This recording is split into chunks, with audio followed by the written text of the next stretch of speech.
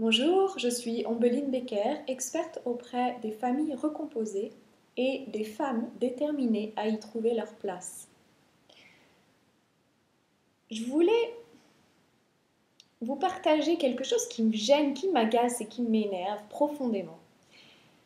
J'en ai marre d'entendre ces femmes dire qu'elles sont illégitimes, qu'elles se sentent inférieures, elles se font passer pour des victimes et elles mettent la priorité sur les autres. Elles ont toujours une bonne excuse pour ne pas se responsabiliser de leur propre bien-être et c'est toujours l'autre qui est fautif.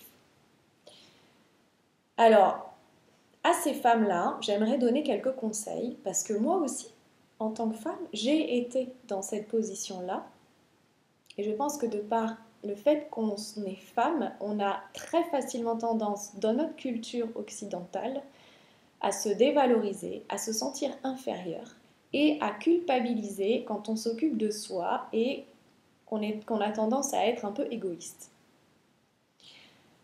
Alors, j'aimerais vous donner aujourd'hui trois astuces. Trois astuces pour vous sentir un petit peu plus légitime à partir de maintenant et pouvoir oser vous occuper de vous, réclamer la promotion que vous estimez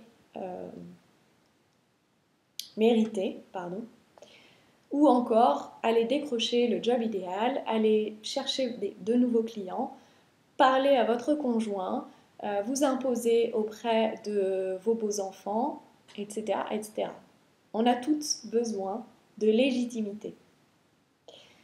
Alors, premièrement, je vous invite à observer et à faire un petit peu le bilan autour de vous, de ce que vous apportez. Qu'est-ce que vous apportez à votre entourage? Qu'est-ce que vous apportez à votre meilleur ami? Qu'est-ce que vous apportez à votre conjoint, à vos enfants, à vos beaux-enfants? Qu'est-ce que vous apportez? Quelles sont les qualités que l'on vous reconnaît? Vous pouvez très bien poser la question à certaines personnes de votre entourage, professionnel ou personnel. C'est toujours un exercice qui fait du bien. Et en échange, vous pouvez demander à votre interlocuteur de faire la même chose, de poser la même question, de manière à donner à votre tour un feedback positif. Une fois que vous aurez cette liste de qualités, de petits plus que vous apportez, je vous invite à la relire régulièrement, de manière à vous faire du bien. Et ensuite, à répondre à la question suivante. Comment vous sentez-vous en étant légitime? En quoi est-ce important pour vous d'être légitime? Et qu'est-ce que ça changerait dans votre quotidien de vous sentir pleinement légitime?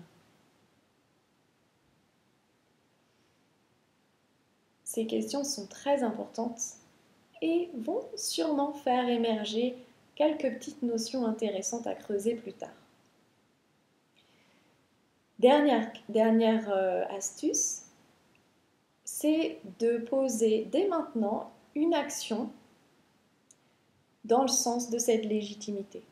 Qu'est-ce qui pourrait vous rendre un tout petit peu plus légitime dès maintenant? Peut-être c'est de passer un coup de fil, peut-être c'est de dire quelque chose que vous avez sur le cœur depuis longtemps, peut-être c'est aller parler à votre collègue qui vous dénigre et qui raconte des choses dans votre dos, peut-être c'est provoquer un entretien avec votre manager,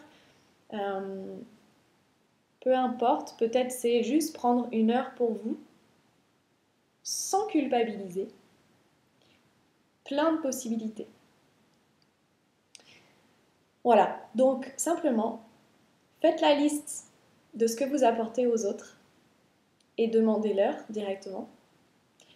Relisez cette liste régulièrement et demandez-vous qu'est-ce que ça changerait dans votre quotidien et en vous de vous sentir pleinement légitime. Comment serait la vie si vous étiez légitime?